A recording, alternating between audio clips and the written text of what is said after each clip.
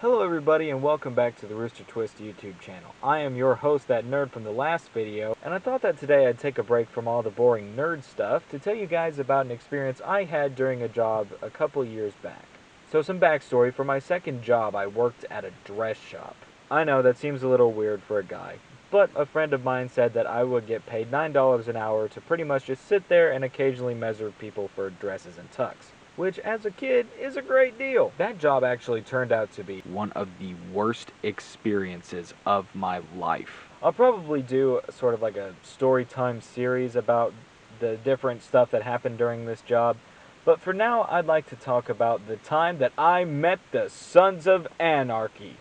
Not the actual real Sons of Anarchy, however, I did get to meet both Ron Perlman and Ryan Hurst. It's okay, I know you're jealous.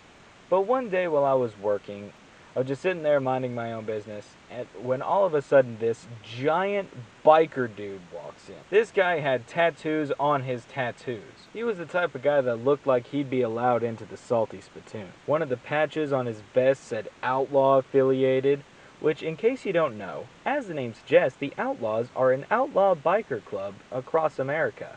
He had rings with skulls on them across his knuckles. He had a hat on that said F you. But what got me the most was that this very large, intimidating man actually had these very thin wire glasses. This guy essentially looked like Bobby Hill if he grew up to be a menace to society. So this guy walks in and I play it cool. Can I help you, sir? Turns out he was actually getting fitted for a tux for his friend's wedding, and everyone had already been in for fittings except for him. So I get to work filling out this guy's measurements, which unfortunately involves me measuring his inseam, which, if you don't know, runs along the inner thigh.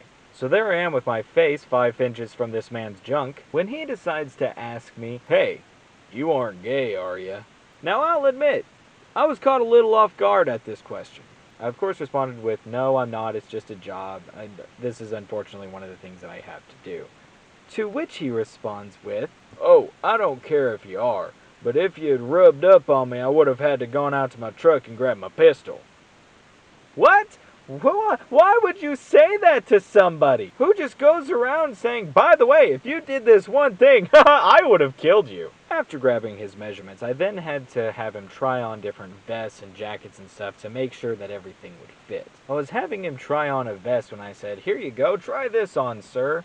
In response, I'm not kidding, he said, "Oh, don't call me sir. I called my daddy sir one time and he threw a beer bottle at me." Oh, that's nice. How do you respond to that?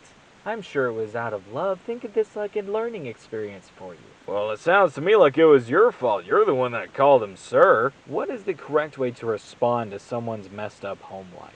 By the end of the appointment, I was just sort of talking to him about the whole biker lifestyle and everything, and he actually tried convincing me to get my motorcycle license and to head to my local Harley Davidson and ask for somebody by name.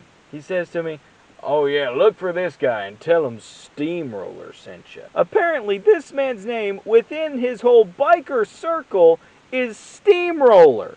That threw me off too. I mean, what kind of awful things do you have to do to get a name like Steamroller? But overall, it actually turns out that Steamroller wasn't such a bad guy. He told me about his friend who recently got off drugs and met this woman who he absolutely fell in love with and decided to get married to. Steamroller actually introduced his friend to his motorcycle club, and that's what helped him turn his life around. I would go on to see Steamroller once more after the wedding. He told me that the service was absolutely beautiful, that he cried, that his friend cried, that there was crying all around by a bunch of big angry bikers, and everything actually turned out okay. But anyway, that's my little story about the biker that I met while working at a dress shop. If you enjoyed this story and you would like to hear more just like it, definitely be sure to leave a like or comment and let me know, and I will get right on that. But until next time, I have been the Rooster, and have fun, stay safe, and be cool. I will see you next time.